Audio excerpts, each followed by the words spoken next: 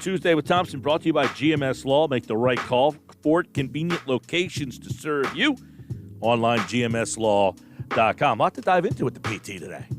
A little post-mortem. Yeah, I'm sure he's sad. I feel like he's very, very sad. So what was the question during Ask Mike and Broads? Let's fire that question off to start with the PT. Peter? Hey, Mike. Hey, Broads. How are you guys? Good to talk to you. By the way, you broke my heart there, though, by the way. 1-1. I mean, it was 1-0 when I opened up the window, and then all of a sudden 1-1. Rafael Devers, give me a break. Now, real quick, I was listening to you and Josh the other day talking about a peeper. Yes. I had never heard that before. Never heard the peeper. Pete Thompson, have you ever heard that term used? Not in a million years, no. I never heard. I mean, PP for the power play, so maybe you can extrapolate peepers out of it, but no, I never heard. So do you think, Gil, I'm just diving too deep in my hockey No, I didn't. terminologies? I wasn't faulting you for it. I never had heard that used. I was surprised Durso didn't hear it. That almost ripped my heart right out of my chest. Yeah. He's a hockey guy. I mean, not that you're not, PT, but he's like, I just thought Durso would know it. Now, Hey, what the? Did the No, you're did the a Schweimer hockey know guy. it? Did the Schweimer know it? No, Schweimer texted me when we were on the air, and he said something like, I've heard it before, but not ever utilized. Yeah, he didn't hear it, is what I was thinking, too. Yeah, pretty loosely. Schweim has never seen a fact check that he likes. He's never heard the peeper before. All right, well, PT. Well, if it's in the Daily News, then it's a fact check. We had a question for Ask Mike and Broads, and it was, how is it okay to have that type of Game 7 performance? The Flyers deserve to be crushed. What if this was the Sixers? Imagine them losing by 30 in Game 7, and that's essentially the same thing. Yeah, no, I wholeheartedly endorse that. They didn't show up. I mean, for other than the first 6 minutes of the hockey game, were they even in Game 7? And that's more disappointing, I think, than if you get to a close hockey game and you lose by a goal or a fluky one goes in. They just did not respond to the bell.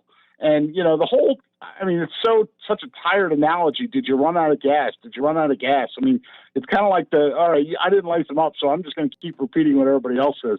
You notice every time that they were asked, did you run out of gas, there wasn't a single player or coach on the Flyers that said, "Hell yeah, we did." I mean, they're not gonna buy that bunch of hooey. Did the Islanders run out of gas? They also played 7 games and played overtime multiple times. Right. I mean, both sides are in the same boat. Although the Islanders got waxed last night by Tampa, easy peasy pudding pie. But hey, the power play ultimately was their doing it. I mean, we all know that. You have to be able to convert on special teams when you can, but it wasn't just the power play. You have to look at some of the top guys. I mean, look, I love the guy, but G came up short. Travis Konechny was the invisible man. Where the hell did he go? He was in the lineup, but you wouldn't know it. I mean, just guys that were top goal scorers didn't show up. Now, I know this season you tweeted that no matter the outcome, you have to look at the season as a success. I agree with that. Here's the question I would have then. What's next? Moving forward, if I tell you you're coming back with G, Voracek, Couturier, that's like your core group of guys. Haven't we been through this before? Well, and I love the people that are like, you got to get rid of one of those core guys. All right, which guy can you get rid of? G has a no-trade clause. Voracek's got a gigantic contract that you'd have to, get the other GM drunk and maybe, have compromising photos of that person to be able to pull off that move. I mean, where are you going to move these guys? They're all under long-term deals. So, I mean, I understand that some of the, not dead weight, but older weight needs to go. That said, I just don't see that they have a lot of wiggle room. Well, it just feels like when they're your top guys, you are what you are. Yeah, but here's the difference, though. We haven't had Carter Hart over the last however many times we've been with this core where, okay, so this was their first year with a legit goaltender, and they get 1 game away from the Eastern Conference Final. So they are slowing down, and I don't anticipate them becoming what Barzell was for this whole playoff run. I don't expect them to become that next year, but they never had a real goalie, and now they did, and you saw what they could possibly do with a netminder. So, I mean, I do think you need some tweaks, and who knows, maybe a spark of Morgan Frost and Oscar Lindblom coming back and adding some more youth to this movement will help them out in the long run. But I don't know. I think it's a little different than, say, basketball, where you look at Embiid and Simmons, and, well, they only got to the second round, and the next year, they only got to the second round. In hockey, you can be one game away from the Eastern Conference one year, come back with the same exact crew, and make it to the Eastern Conference Finals. I just think it's a little different than, say, if you compare it to basketball. I would agree with that. And look, there's a salary cap, a flat salary cap that's coming up, and then they have unrestricted free agents that probably won't be back. That's Derek Grant, my brother from another mother, Nate Thompson, and Justin Braun's deal is up. So for the people that didn't like some of the work that Justin Braun did, I mean, he was hit or miss. The pairing that really struggled in the Islanders series was Phil Myers and Travis Sanheim. I mean, between Sanheim falling backwards on the blue line and tripping over that to Phil Myers' giveaway or penalty, they were a combined -9. That was the defensive pairing that hurt him the most. But, if you get rid of Derek Grant and Nate Thompson and Justin Braun, and, obviously they're going to dangle Shane Gostisbehere out there again and see if anybody will bite. And like you said, Hunter, there's guys that are, in the system. If Oscar Lindblom comes back, I mean, he was on a 30-goal pace before he left in December with his health issues. I mean, and then the great unknown is, will we ever see Nolan Patrick on the hockey club and contribute? I mean, that's what you have to wonder. Yeah, it's a great point. I forgot all about Nolan Patrick, which is crazy. Second overall pick, and he hasn't played because of the migraines. I forgot all about him on this roster. That's a huge addition. That's a third-line center that you can totally utilize. And you mentioned Justin Braun, and I brought him up to Kevin Durso earlier at 2:30 when we had him on the Sports Bash.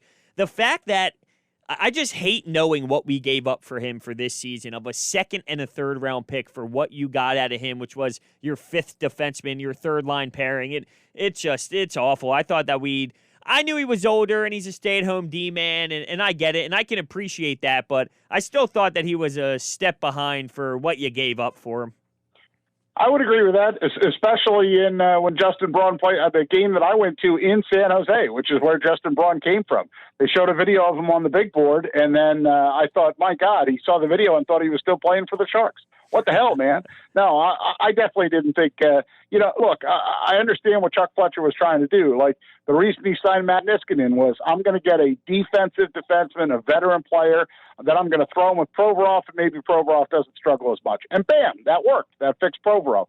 But you can't hit on every guy that you bring in and every free agent signing. I mean, not the least of which, everybody was bitching and moaning about how much money they were paying Kevin Hayes, and I thought he was worth every dollar of his salary this year.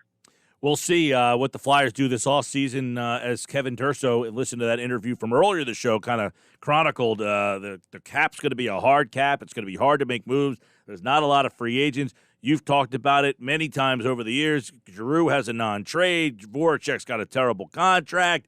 You might see a lot of these guys come back, and you might just need to hope that, hey, they get a year better and that's good enough to get to that next step. We shall see.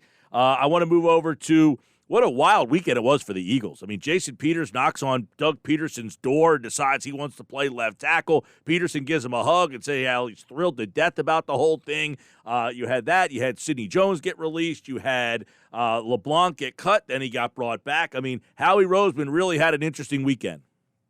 He sure did, and you left out the $12,000 41-year-old man. I mean, like, when that first came across the wire, you were like, wait, what? They're signing him to what? I mean, that's Josh McCown. I'd like to make $12,000 just to sit at home. A week. No, it's $12,000 a week. I mean, that's $204,000 or something like that. I had to use a calculator. I won't lie, but it was a crazy weekend for sure. I mean, Sidney Jones, Rasul Douglas on cut day on Saturday when I saw that go by, and then when Crevon LeBlanc. I didn't understand that initially. In fact, I tweeted out about, like, this is surprising, and a bunch of people kind of reacting. And then through the grapevine, you started seeing some tweets that the Eagles had kind of worked out a deal with him. And I heard you talking with, what was that, Andrew DiCecco, right, at 4? I heard you guys talking about the vested veteran and the fact that they could kind of do a wink and a nudge. And, actually, for all the times we love to rip on Howie for what he doesn't do, he was pretty creative, releasing guys early so he could get them back in the building before anybody even knew they were dangled out there. I mean, I think he did a pretty nice job, all things considered. I like to call Doug Peterson and Howie Roseman and Jeffrey Lurie the Three Stooges. And I think they do a phenomenal job when it comes to what actually matters, which is, getting a good product out on the field and winning football games with what they have. But when it comes to the media side, this is just ridiculous, and I don't think it's going anywhere. And like I said, they win games, so that's really all that matters. But the emotional ride they take us on throughout these press conferences, they lie to us, they talk in circles, they make stuff up. I mean, it's ridiculous. So would you agree with my three stooges? Sure, Larry, Curly, and Moe. I mean, look, you had a guy for 20 years, it felt like, who all he did was clear his throat, read the injury report, and give you nothing. So, I mean, Doug, at its very core, at least, tries to answer the questions. He may be flat out lying, but he tries to answer the questions. I mean, Big Red would stand up there and go, clear his throat and go, yep. No, yeah, this Jason Peters thing is an all-timer. It really is. I mean, because I don't understand, was there validity to the report of him wanting more money? Do we think that that's what happened? I mean, are you really supposed to believe that all of a sudden he just had this change of heart? No. The fact that he has a change of heart means that some deal was made, of we're going to, this wasn't guaranteed, but now we're going to make this money guaranteed. Or this was what the benchmark was supposed to be, but now we're going to scale it back to this, or we're just going to give you that bonus money. I mean, because remember that original contract that he had for right guard, well, it was $3 million, but it could have gone up to $6 million. So if they find some way to wink nudge and guarantee him that he's going to get $6 million, maybe he says, okay, fine, I'll move over. Phillies had a rough weekend down the stretch. They come in September. Your level of interest in the Phillies is?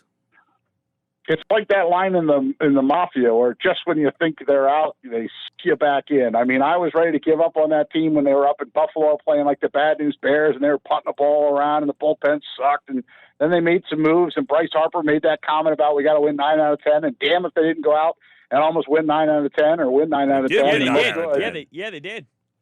Right. And so then they go and do that. And then, of course, what do they follow up with? Like the other day, I was down in Avalon at my brother's place, and he comes in from outside on the deck and goes, "What the hell are you guys still watching this for?" And it had been like 3-1, and then I realized it had gotten to 7-1. And what did it end up, 13-1 or something ridiculous like that? I mean, come on. That's when you look, I'm sorry, but when you look up at the TV and Adam Hazley is like the turnstile on the tilt wheel, it goes both ways. I mean, these are big league ball players, and they can't make simple plays.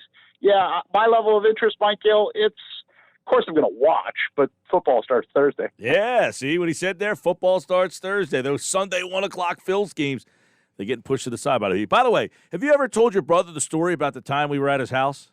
No, because I didn't want him to have to go out and get like industrial pool cleaner or something like that. We're going about 6-7 years ago now. That's true. The chlorine works just fine.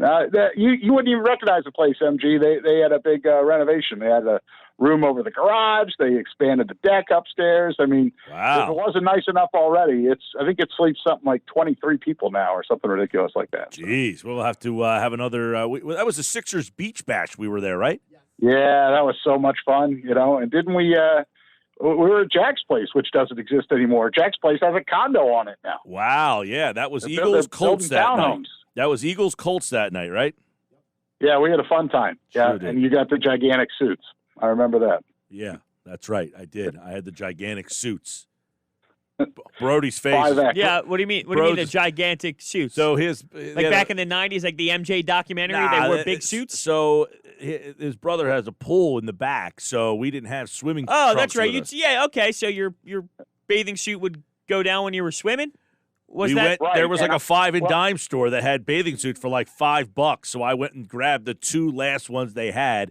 One of them was like a 5X, and the other one was like a 3X. But did you know that when you purchased it, you just grabbed it? Yeah, I just grabbed the only 2. I said, whatever. For $5, who cares, right? I was like, we're going to wear them one time. That's it, I can get behind that logic. So PT and I had a couple of, the sacrament, as PT would say, right? And we were racing in the pool, and his suit kept falling off. So, unfortunately, we all had Were there any women around? Yep. Did they enjoy the sight? I don't think so. No? No, Josh was there, too. Did Josh enjoy the sight? No. Josh was horrified. No. I think we all were when PT got out in his birthday suit and started running around. Hey, he cheated! He cheated! That's what happened afterwards, PT? Sure. If it makes for a good radio story, okay. We had a good time.